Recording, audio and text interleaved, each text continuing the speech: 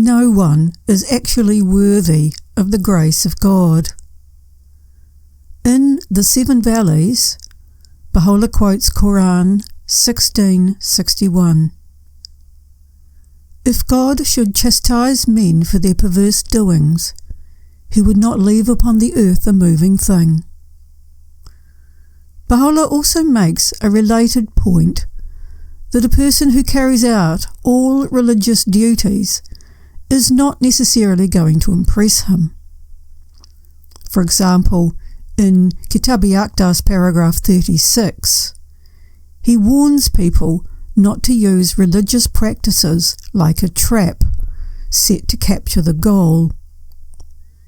In another tablet, he says that a person can study all their life and observe all the laws and yet not benefit from that effort.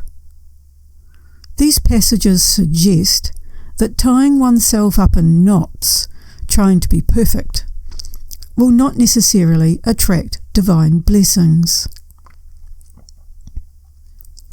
In Tablet of the Sun, where the Sun refers to Jesus, Baha'u'llah makes a remarkable point that bears on this issue. In one passage, while discussing the power of Jesus to heal and purify, he explains that when Jesus sacrificed his life, he infused into the world a fresh divine radiance, which was the Word of God. Baha'u'llah's point is that a prophet's influence is not just about bringing new knowledge and laws. It also involves infusing into humankind new powers and capabilities. Accordingly, Baha'u'llah interpreted the healing verses in terms of Jesus releasing a divine radiance that healed people of the blindness that stopped them seeing Jesus' divinity. In paragraph 19 of Tablet of the Sun, Baha'u'llah announces that he is Jesus come again. Consequently, the thing that happened last time has happened again. That is, the grace of God has spread over the world and perfumed everything. But this time, there is a crucial difference. This time, God's favour was so great that Baha'u'llah did not even need to ask God to heal the people. Rather, Baha'u'llah's appearance in the world alone automatically healed every person of every illness. But today, the leper has been cleansed even before the words, "Be cleansed," are pronounced. For, by virtue of his appearance, the world and its people have been cured of every malady and illness.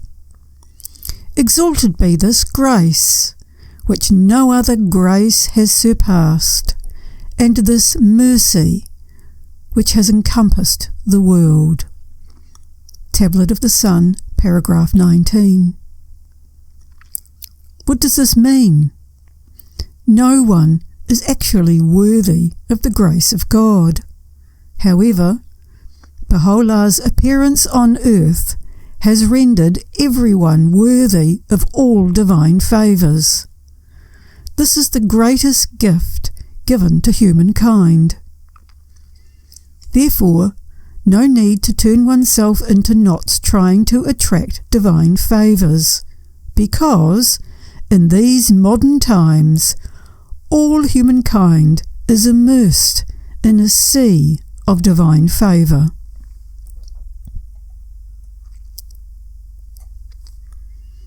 Baha'u'llah makes a similar point in Surah of Admonition, pages 12 to 13, where he says, "No grace was bestowed due to the merit of any soul."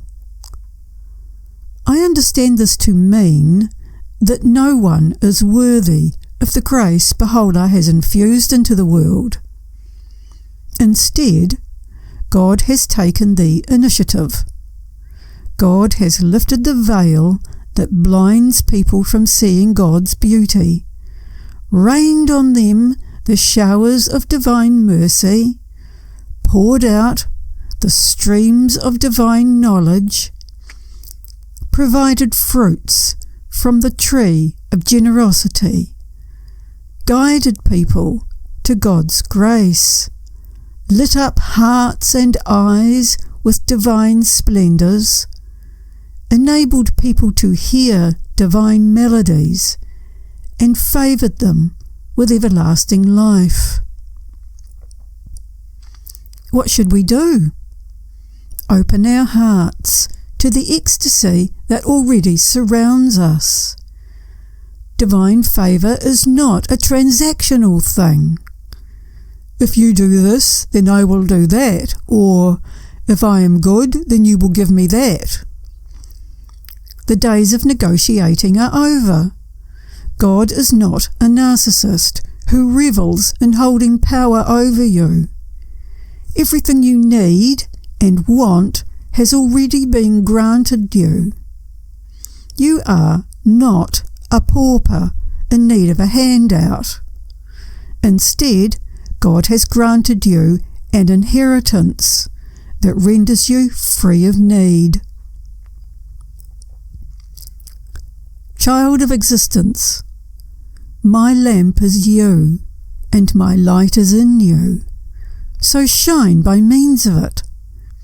Explore no further than me, for I have made you free from need, and have been extravagant in bestowing favour on you.